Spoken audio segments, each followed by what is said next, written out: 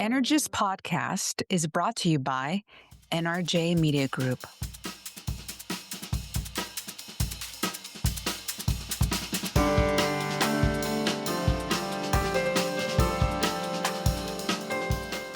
Hey friends, if you caught part one of our conversation with Pablo Hidalgo, the director of franchise and story from Lucasfilm, welcome back. And if you didn't, hit pause and go listen. Trust us, it's worth the round trip to a galaxy far, far away. And you know, Norma, it really is. That first episode dropped on May the 4th, which was perfect timing for our Star Wars Day debut. And wow, and I mean wow, the response we have had from fans has been absolutely out of this world. So here we are with part two. And while part one was packed with origin stories and behind-the-scenes lore, this one gets personal. Really personal. Oh, yes. Pablo opens up about mentors, finding his path, and what it means to turn your passion into a lifelong career. And it has been, hasn't it, a lifelong career for him. And honestly, this episode is full of wisdom. Whether you're a creator, a fan, or someone just trying to figure out your own story, there really is something here for you. And also, spoiler alert. Enough of your spoiler alerts. No, we have to. Okay, this one. No. Let me have this one. All right, okay, go. Okay, thank you. We talk about how Star Wars didn't just influence Pablo's life. I mean, Pablo here. It is his life. The man faxed edits to the official Star Wars encyclopedia before email was a thing. I know, and how many times did he fax? Listen, you'll hear all about that, plus how being a superfan led to a dream job, and why he really still geeks out over sound designers like Ben Burtt. This episode, it's got heart, it's got legacy, and yes, it has got lightsabers. All right, grab your blue milk, and maybe Wookiee cookie. Okay, let's fire up the hyperdrive. This is Pablo Hidalgo, part 2. Part 2.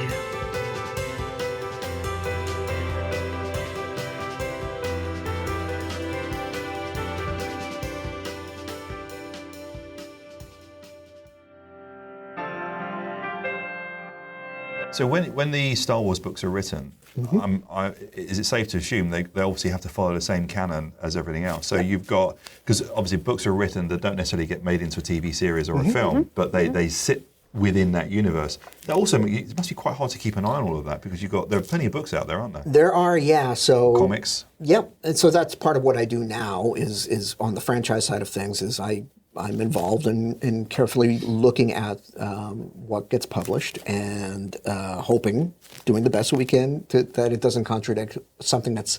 It's one thing to not contradict something that's already come out, but the main thing I do is not contradict something that's in the works. So we'll often have to give veiled notes of don't do that. And I can't tell you why, but don't do that because there's something that's coming out within the next 5 years you're going to want to steer away from. But a lot of that we've learned. We've learned a lot of tricks and trades of how to get what's ultimately a satisfying print story out, being books or comics, while preserving the landscape of all the other storytelling that happens to be happening. It's very much like park management. It's like, okay, you want to tell the story, but like stick to these trails. Don't go over here because that's very precious territory. And there's things that we could do like very early on, and people learned this in a way like. Avoid superlatives, avoid making sweeping statements. Like that was the largest space station he'd ever seen. The second you say that, someone's going to come up with a bigger space station in a story that you had not accounted for. That's a really good point. So, especially when it comes to characters that have a continuity and existence outside of a book, it's like we have to manage what it is they experience in a way that you could believe it's the same character existing on screen as it is on page. We found much more success in creating original characters that live on the page, and then filmmakers get inspired and like, oh, can we take that character? And so it's a lot easier to graduate from the page onto screen because everyone wants that to happen. Amazing. Because the other question was, so when you started, you went to Sydney to document it was episode 3, wasn't it? Yeah, Revenge of the Sith. Revenge of the Sith, and you then had a small walk-on part. I did, yeah. Oh, how was that? That must have been amazing. Oh, so that whole experience was a big experiment, and it all worked out really, really well. Yeah, look at his face. First of all, it's like, yeah, you described it as set diarist, and that's the term I use, because the term blogging wasn't known. But I was essentially blogging from the set of episode 3. That was our big pitch. It was what we understood to be the last Star Wars movie that's ever going to be made. Right. And we had this fan club, this group online that we thought, well, how do we give them an inside seat into what may be the last time we ever do this? Mm-hmm. So the proposal, and George Lucas and Rick McCallum, the producer, signed off on it, was we're going to send an embedded Lucasfilm guy, it was me, to write what's going on set every day as a journal. And he's also taking a webcam with him that's going to broadcast an image. Yeah, I remember hearing that's going to broadcast an image live to people that are watching from home. They said, yeah, we'll do it. And there were a number of checks and balances in place. For instance, the webcam wasn't like a live 24 frame per second thing. It only took a still image every like 10 or 30 seconds or whatever. And it was a bit of a time delay. It was more of a security camera than it was a webcam, but whatever, no sound. It was enough. People loved it. And then I would write every day. And to their credit, they did not have to, I did not get pre-screened material. They just trusted me. So it was that process where I earned the trust of George. And that's like, I had the most FaceTime with George at the time because I'm on his movie set. You're on the set. And he was like very sanguine about it. It's like, I get it. Like I would never think. The webcam planning was all done very strategically. Like, I'm only going to be pointing in this corner of the set, George. You're not going to see any action, but you'll see the behind-the-scenes crew. And it was the first day of us streaming. George says, well, they don't want to see that. They want to see this. And he picked up the camera and he pointed it directly to a monitor that showed Hayden Christensen as Anakin Skywalker in costume.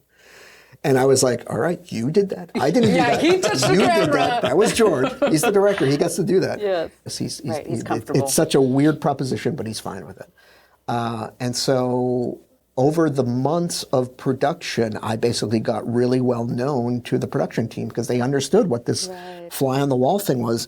And to be honest, they were very welcoming of it because they understood they not only understood that this could be the last Star Wars movie, but that there was a community of people that were interested in them. Right. And also, they're in this world where they can't talk about what it is they do until it's public. And we were basically opening the doors and shining spots. And that was the first, right, ever. Yeah, in this kind of way. Right. So they were very grateful. It's like, wow, and I could tell my family I'm working on this movie, because you did a profile on me or whatever. Right. So by the time we got to pickups and shooting little bits and bobs to add to, the large composite that is episode 3, there was a scene that takes place in an opera house, and they were shooting background elements against green screen that would be used to populate the virtual set in that scene. And Jillian Libert, who at the time she worked in the costume department and was also both in production and on post. I think she, in addition to the ILM stage crew, like earmarked me as like, hey, do you want to have a part in this? I'm like, yeah. So they dressed me as one of these background extras at the Coruscant Opera. And again, you never know because you're not involved with any of the leads. You're not, you're just an element that gets plopped into the film. So there's no guarantee that you're not going to be covered by some CG character or you're going to be 3 pixels tall in the background. Or that you'll even make the cut, right? Yeah. This was great experience. Love it. And then when I see the movie, I'm actually quite visible. So you are? Yeah, there's nothing else blocking me. Do you know what time in the movie? Because now I want to go home and watch it. So basically, it's the opera scene when Anakin comes running into the opera box and has a seat with Palpatine. Yes. And it's right before they had that big discussion about the legend of Darth Plagueis. So it's before the discussion? Yeah. Okay. So it's just as Anakin's sitting down, and it's a wide shot where you see the balcony and he's sitting down. And the balcony is obviously on the upper level. There's a lower concourse where people are milling and back and forth. And I'm a character who's walking from screen left to screen right, wearing this green dress, basically. Do we see your face? Yes. Okay. Yeah. Okay. Yeah. All right. I'm going to freeze the frame. I'm going to check it out. From a fan perspective, again, no expectations. Yes. But again, this opportunity. And also being on the set, like the energy, Yeah. because it's one thing when you see it done and you're, looking at edits or dailies, but being on the set and seeing the magnitude of people, right, that work on it, on the set and off the set, right, when it's a constant reminder of why when the credits roll, it's a village of people that work on a film. Oh, absolutely. And I can recognize, it's my favorite thing now, is like I could recognize when a film is shot in Australia as the credits come up. I'm like, oh, I know that person. I know that person. I know that person. Right, 'cause you were there. I was there for so long. How long were you living there? 4 months. Oh, Pablo. So again, another incredible experience. Like in my mid-20s, I had This no. was in Sydney, right? Yeah, I had no I was single. I had no attachments to anything. It's like, so I basically moved out of my apartment, put everything in storage, and lived rent-free in Sydney for 4 months. Partying down there as a movie was being made. It was incredible. So that was released, what, 2005? 2005, yeah. 2005. So this would have been May 2003 to September of 2003 that I was there. Amazing. For that bulk part, of principal yeah. photography, and then I continued following them as they did pickups in the UK and stage work at ILM. So Must have been amazing. Okay, so there's then roughly, 10 years between that film and when Disney... Episode 7, yeah. Yeah. Yeah, when Episode 7 came out. So it was 2012 is when the sale happened. So, Yes. Yeah. Yeah, that was really interesting to watch because this is hindsight that people kind of forget about. But again, I had lived through and witnessed on the fan side the first decline of Star Wars, the 83, 84, right? I guess what people weren't really that cognizant of was something similar was essentially happening around 2011, 2012, where it's, the world of entertainment has changed such that without constant sort of infusion of energy, these things become these dusty catalog things that live on the shelf. And I was okay with that potential future. I thought like, I guess Star Wars is this thing that just gets re-released from now on, going forward every now and then. We found a degree of success by having Clone Wars on TV, but even that was starting to wane to some degree because the expectation of most animated shows is maybe 2-3 years because your audience ages out of your show. It does. Yep. And unless you're bringing a new audience. It was an animated show. Yeah, it was an animated show. So that was a tough proposal. Unless you're a comedy like The Simpsons and you could run for 30 years, most adventure shows are maybe 2 to 3 years. So it was remarkable that Clone Wars lasted as long as it did. But even that was starting to wane a little bit. So in early 2011, we started seeing a lot of internal proposals as to what is the future of the company because we knew that George had retirement in his eyes because he'd been talking about retiring since the first Star Wars movie in '77. But now it just become more and more real. It's like, wow, is he really going to do it? So what's the future of the company going to look like? And there are all sorts of like business folks that were brought in, showing presentations and all that. Couple that with like the future of the industry was really was constantly being asked about. It's like what's with the internet and streaming, what's happening, right? So there were no real concrete answers as to what the future was going to be. And for the first time in a long time, I found myself wondering, like, well, what's next? What happens? I don't know. A lot of us did not. Well, I'll just speak personally. I don't want to speak for anyone else. Could not really conjecture a future of Star Wars to the capacity that we had gotten used to it. I remember what it was in 87, 88, when it was just these small little boutique things. And I was like, is that the future? Maybe it is. And maybe that we'll just get used to that's what that is. And then a couple of things happened. I remember early 2012, spring of 2012, major changes in upper management in terms of who was running Lucasfilm. We found out Kathleen Kennedy was now our yeah. And it's like, what? And internally, we kind of knew it's like, you don't bring someone with those kinds of production chops unless the future suggests that you're going back into production. Right. And then all throughout the summer of 2012, I myself would get all sorts of weird requests from George's office saying, what can you tell us about this character? What can you tell us about what's been said here? What can you tell us about the history of this? You were getting the first little drips. And I'm like, wait a minute, why are they asking this? Something's going on. I'll answer the question, but if you answer mine. Yeah. So it suddenly became clear, like there's activity that I did not anticipate. Well, first of all, 2 things happened. In the summer of 2012, my boss at the time, Miles Perkins, who was in PR at ILM. I remember Miles. Hi, Miles. I know he lobbed this at me because he wanted to see what it would do. Yeah. He just threw it at me. He's like, so, with very little preamble, it's like, we're making 7, 8, and 9. No, he did not. He did. And I'm like, and I said something, can you swear on your podcast? Maybe not. Yeah, we can. Yeah. Oh, yeah, we can. Feel free. Go for it. I basically said, what the fuck? Yeah. Pearls. I'm sorry. Pearls. Oh. Just never know. I never know. Don't want to assume. Yeah.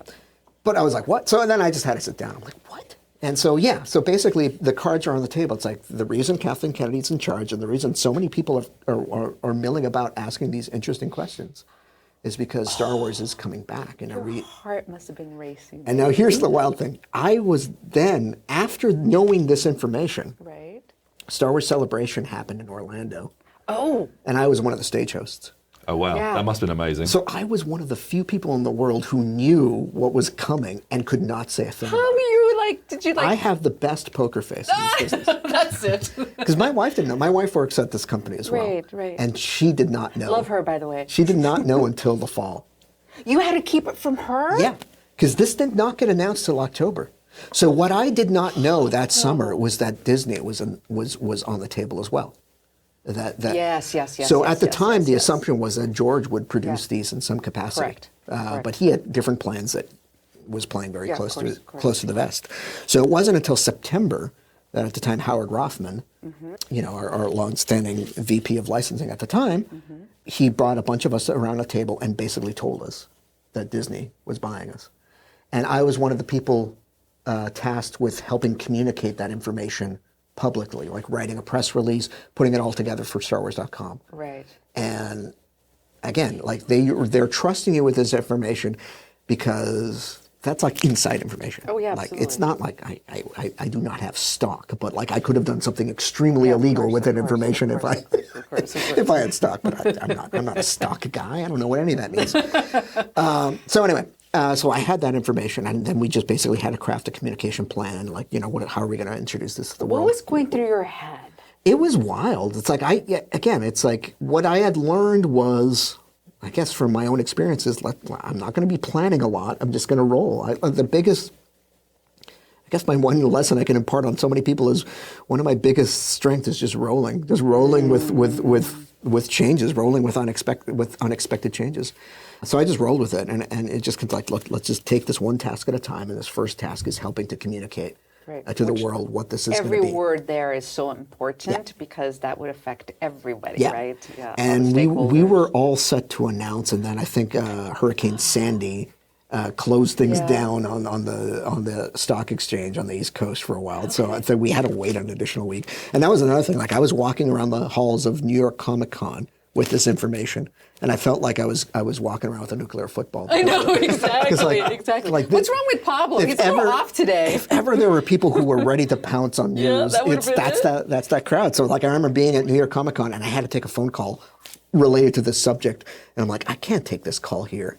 And thankfully, I knew people at the Comic Con. My wife knew people at the Comic Con. It's like, she's like, is there a private office we could go to? And they pointed me to a private office. I go in there, and the only people in there are some like Japanese businessmen. I'm like, man, I hope you guys don't speak English. And even if you do, I'm going to talk in code. Yeah. So I took this phone call, and anyway, that was when we found out the announcement was being delayed by a week or something because of the weather. Yeah. But anyway, it all goes out in the world. And then it starts becoming real, and you realize, oh, this is real. And then the J.J. Abrams element of it fell into place, and it's like, oh, wow, okay, this is all becoming this weird new reality, and there's new people coming on board. And you just have to take it on faith, because you know that everyone is trying to do what's best for the story that they're going to tell, and ultimately for Star Wars. And to whatever degree that it is that you could help them do that and offer that as value, it's like, yeah, that's what I'm being tasked for. So very early on, I was introduced to J.J. as someone who knows a lot about Star Wars. And if that's beneficial to you, get in touch. And sure enough, I became this guy that he would constantly float things or just ask the most like interesting but incomplete questions, because he's clearly baking on something, but he's not ready to reveal all his cards yet. But it's like, okay, why do you want to know that? All right, I'm just going to tell you what that is. So that was great. So that all throughout the production, and as we all know, there were multiple things went into production around that time. Star Wars Rebels was our first animated project, and I was very fortunate to, a pretty big role in the development of that, as far as like being included and having a seat at the table and being able to offer my past experience. I'm still very proud of that show and being able to contribute the way I did. So But I tell you what's lovely is that so you're now involved in the new films. Then you've got the TV series as well. So all of the TV series that follow, which have got their own following. Yeah, It's the way it's opened up. I can only talk personally, but having Disney behind it seems to have opened up different avenues for Star Wars, because there weren't series before, were there? They only came about after. Was it The Rise of Skywalker? The Mandalorian predated Rise of Skywalker, okay, fine. just a little. Like as far as live action shows, that was it, and it just came out like a month before the movie came out. Yeah, we hit the ground running there. But what's interesting is, like, in my mind, a lot of people build a lot of, I would say, false barriers between film and television. It's all becoming very permeated now. Totally. Yeah, I think that's old school thinking. Most people now grow up watching content.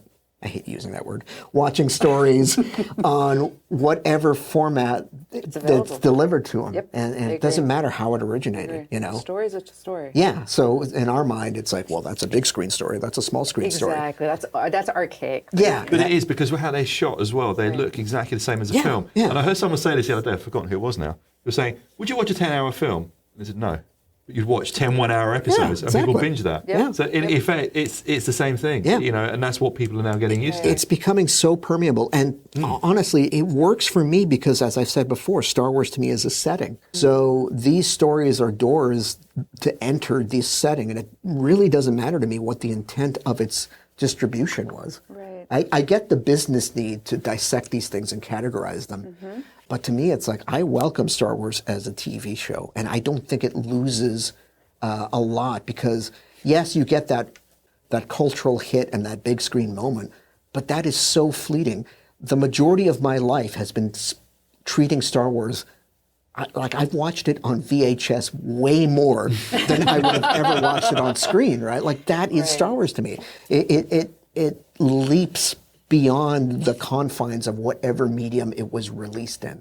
It becomes now part of this tableau, part of this tapestry. So I don't fret too much about, like, well, we see Star Wars on the big screen again. I get the business reason to fret about that, but the storytelling reason, the revisiting that universe, that is less important to me. So those TV shows, the streaming shows, are just as Star Wars to me as anything, you know. And you know, Pablo, the thing what's also beautiful are the fans. And you've had the privilege of being with them. And I say privilege, in air quotes that. No. One of them. Well, being one of them. But when you look at the fandom, because this is true fandom around the world, can you talk a little bit about your experiences, whether it be going to conferences or being on set, how culturally fans have changed, and what your experience has been when you've been interacting with them? It's been like, it's ultimately this universal language. It's something that then you could, it opens doors and it divides, it gets rid of divisions that you may have. Once you understand, oh, you're into this, I'm into this too. Oh, you're into this way? Well, I'm into it that way, right? I find it much more of a unifying thing than it is a divisive thing, although I know, like, the conversation often tends to focus on the divisive natures of fandom, not just Star Wars, but around the world, right? Like different things, like, oh, these Marvel fans don't like DC fans.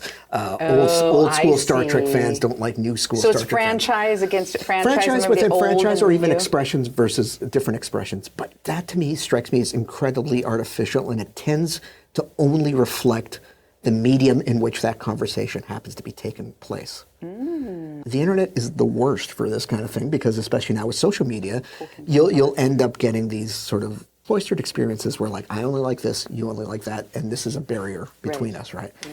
But the second you go to a convention and people have to basically breathe the same air and live in the same space, all that goes away.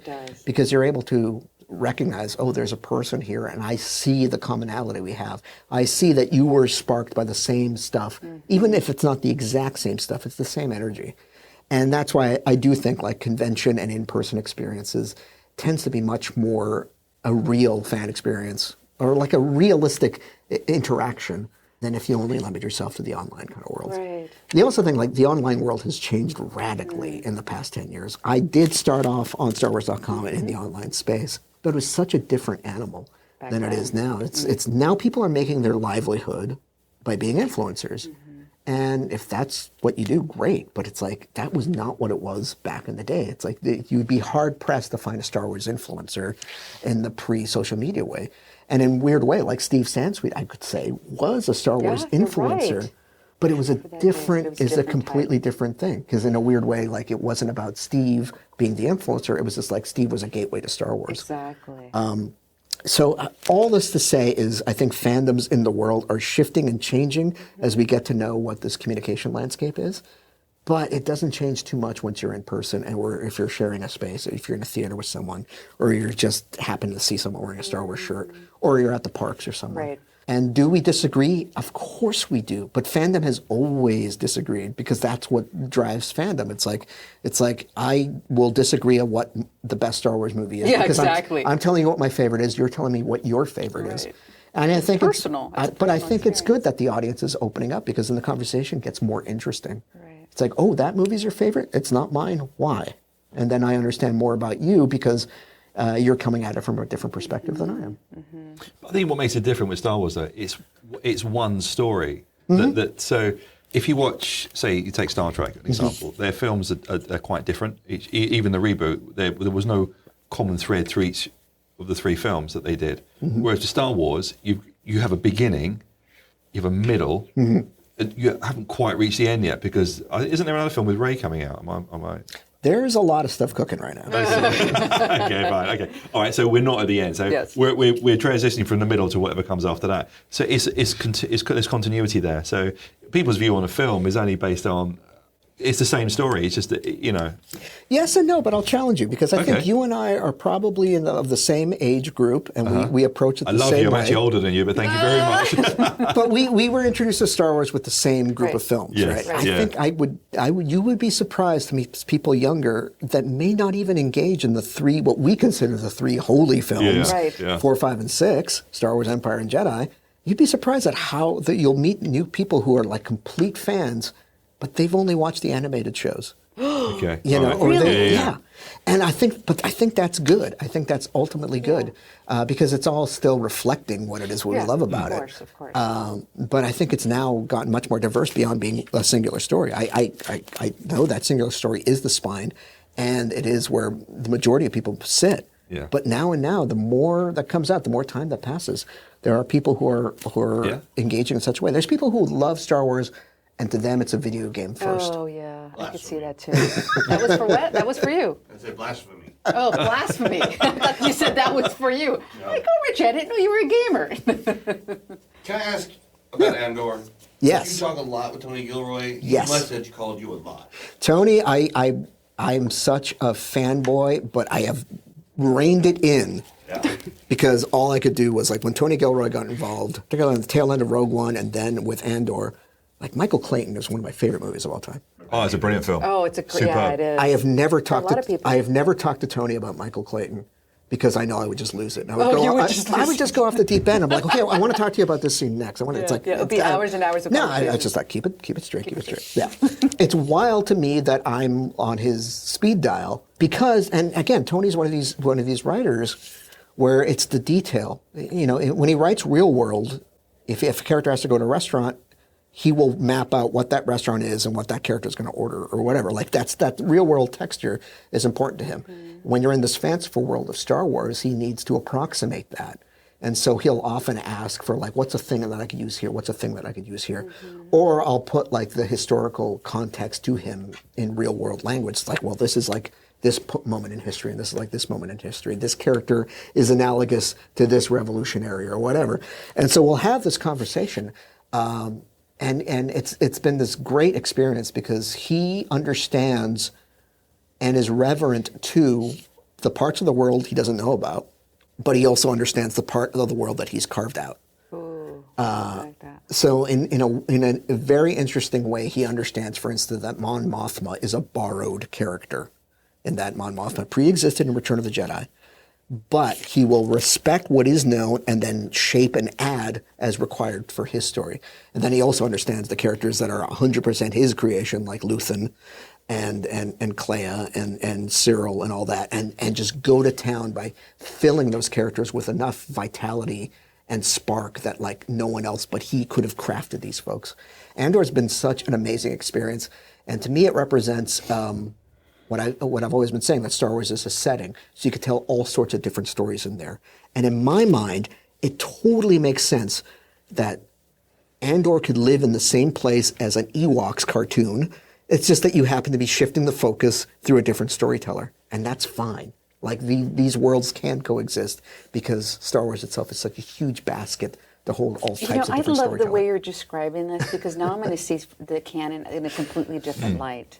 Not just by the stories, not just by the toys. I love that you said it's a setting. Yeah. Because it allows more, you dip in and out, and it's repeatable. When you go in, your mood could shift, you could turn a different way, you could see things in a different way, and you walk out feeling differently as well. I love that you were saying it this way. And I would argue our world is like that. Exactly. You know, it's it feels more real. The Marx Brothers lived at the same time as some of the worst things in history. You're right. But that doesn't mean they're discontinuous. I haven't watched all of the series. I've watched Mandalorian, which was brilliant. I watched The Acolyte. I've got one more episode to watch.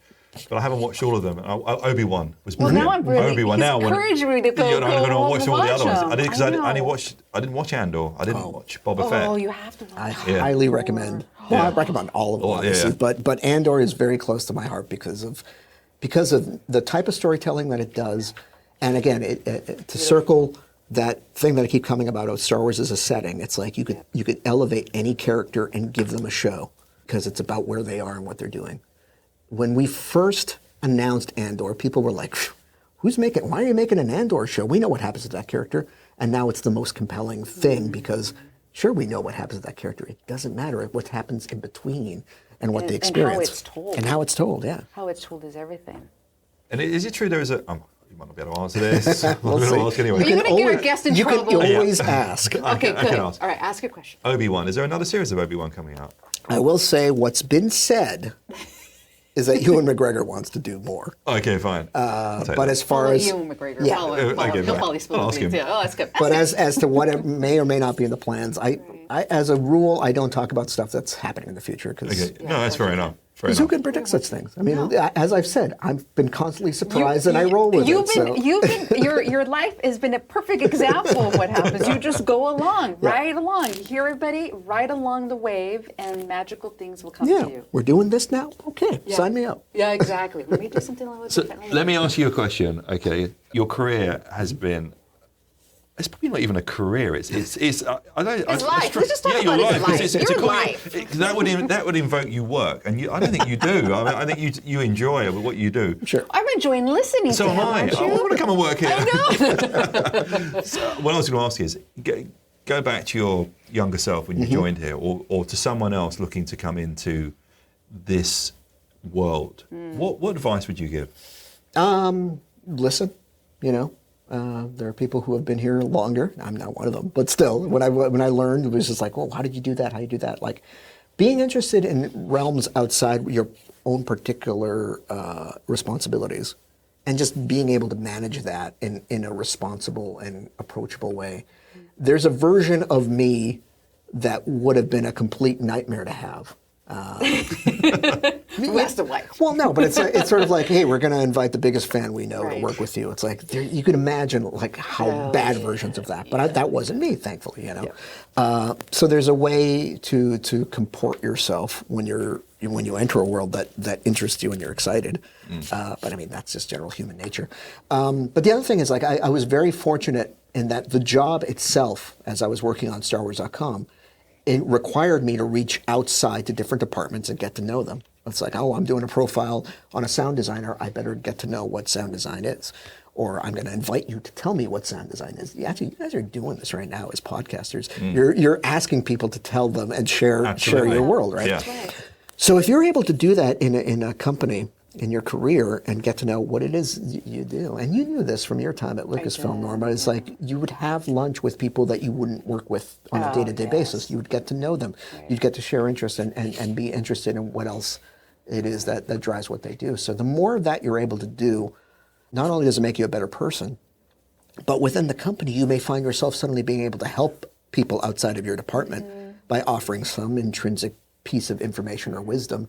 And that just makes you more valued as a whole, And you contribute more when you do that. It's outside of just your scope of your job. You actually care. Yeah. And that was one thing I said over and over again, that Lucasfilm does a great job in hiring like-minded, skilled artists that are passion. The passion just like, I mean, I could feel it, right? Just sitting next to you, Pablo. It's like, oh my God, I want to keep talking to you. But unfortunately, we're getting close on our time. We so are. There's a couple of things that we'd like to ask our guests. There are. Okay. Would you like to go One first? is we'd like our guests to give a shout out if there's a nonprofit or an organization that you'd like to spotlight, that you work with or champion. So this is very Bay Area based, Yes. but we are filming in San Francisco. Yeah. We are. But Muttville, Muttville.org yes. is one of our favorite. They're a senior dog rescue, and we've had several dogs from Muttville. And as we get older and our energy level decreases, suddenly you find yourself wanting an older dog.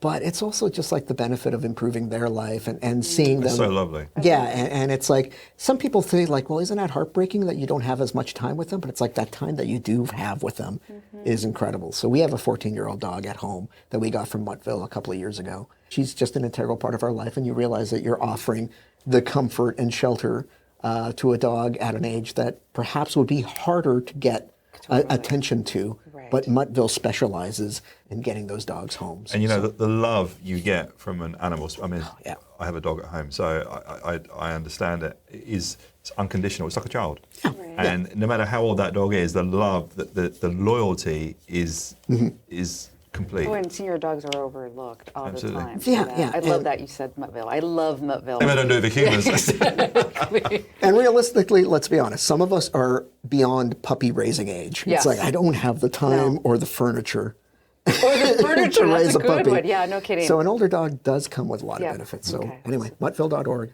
Lovely. Okay. So the other thing we ask our guests to do is to dip their hand into this pile of cards here, pick one out. From anywhere on the deck? Anywhere you're comfortable, and there's a question on there. If you read it out and would oblige us by answering, and then Norma and I will answer as well. What skill do you need to acquire to achieve your next goal? Ooh. Well, that presupposes I have goals. You're right. You just go with the flow. And as we've established, You I go don't, with I don't the have flow. goals. But yeah, honestly, there are things that I definitely am working on. A lot of it is it's interesting. I'm good at public speaking. Yep. To a You're certain phenomenal degree. speaker. But there's a number. What do you mean there's a but? No, there's a number of tools and cheats. Oh, okay. So which I'm trying to bridge and move beyond. Okay. So I'm good at like a stage kind of presence, Right. where I'm talking one-on-one with someone. Right. I can't see the audience because the lights are on. Yes. You were talking about, okay. So in those settings you're comfortable in. I am, right. And I'm honestly more comfortable being on stage because I'm isolated from the group.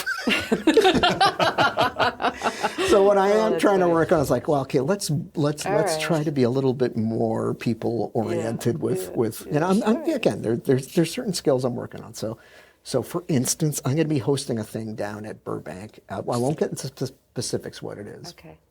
But it's my first time dealing with this particular audience where I'm a host and talking to them really kind of in an ad lib performance-y kind of way.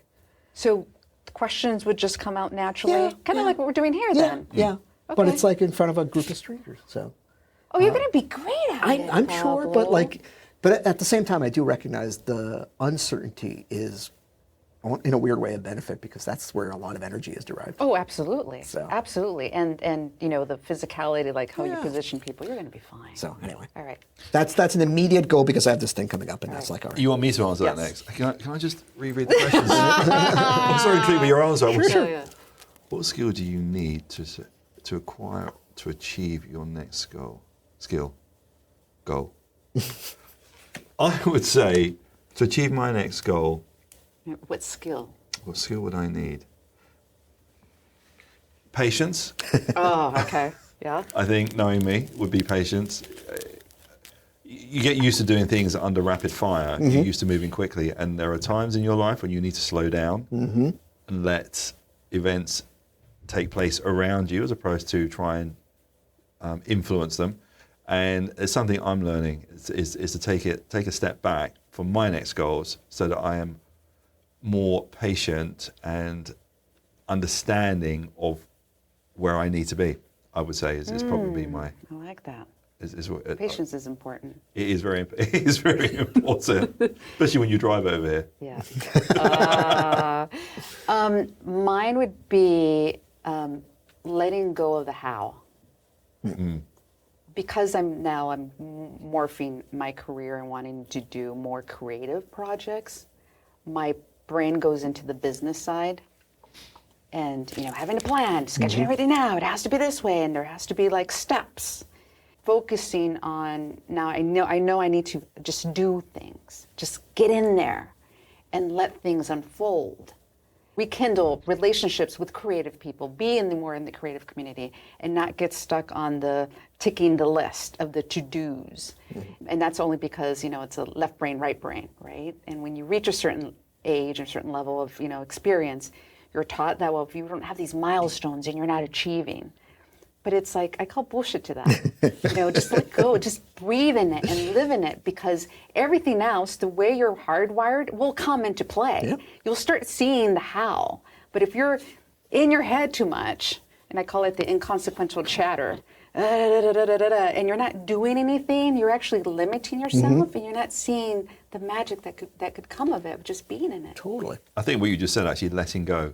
I think people hold on very, very tight. We do. And I think when you hold on too tight, you actually miss what's going on around you. One of the things I've recognized as I got older is just recognizing your own cues. Yeah, that's a good one. Because, do I procrastinate? Yes. But I know that that's part of my process. Right. Yeah. And I know where the limit is, where I'm like, okay, I've gone far enough, now I need to do something, as opposed to scolding myself during those moments of you're not doing enough, you're not doing enough. Beating yourself up into oblivion. You need to stew, you need to percolate, you need to, you're parallel processing. Something in the back of your head is working. Yep. Oh, yeah. Even if you're not working right now. Yeah. So being able to recognize that about yourself is something super crucial as you get older. Yes. Yes, it is. One last question, comment, and you asked him the question earlier, so he was already answering it. But we'd like to end our podcast with saying, is there any advice, your final words, share your wisdom, Pablo, with the universe, share it with us. We'd like to tell people, our audience members? Yeah, I think it all folds together with some of the stuff we've just talked about now, which is plans are great and they're beneficial, but listening to your own cues is much more important. Because if you find yourself rejecting a plan, there's a reason for that. Yeah. This plan can be an artificial thing that creates more pain than it need be. Find yourself, this is actually a friend's piece of advice, but I'm going to steal it. Okay. When you distract yourself, what do you find yourself doing instead? And then ask yourself why you're doing that instead, rather than the it's like that distraction is telling you something. What are you doing instead? And for me, it's like when I stop doing real work to do Star Wars, it's like, well, guess what? Star Wars is what I should be working on. Yes. So again, it's sort of like, recognizing your own cues is super important. Pablo, it's been great having you on. Thank you so much. It's already going to be over. What? We can continue. Pablo, can we have you back?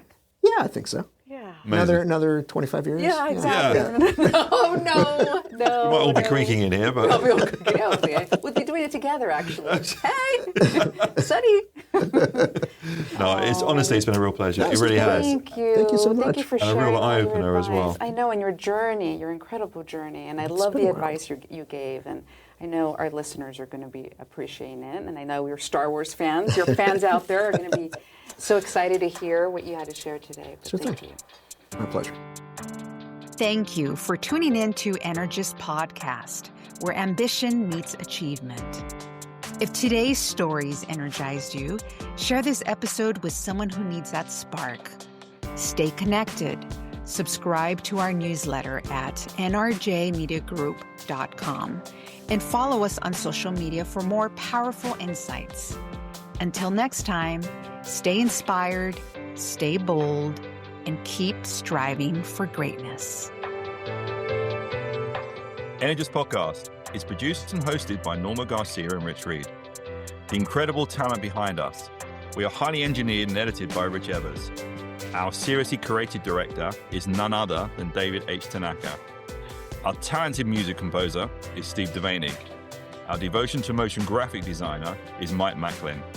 Our very spirited technical advisor is Tracy Williams. Our amazing marketing manager, Lauren Carter. Our man of many words publicist is Josh Gershman. And introducing our producer's assistant, Blake Mealy. Energist Podcast is brought to you by NRJ Media Group.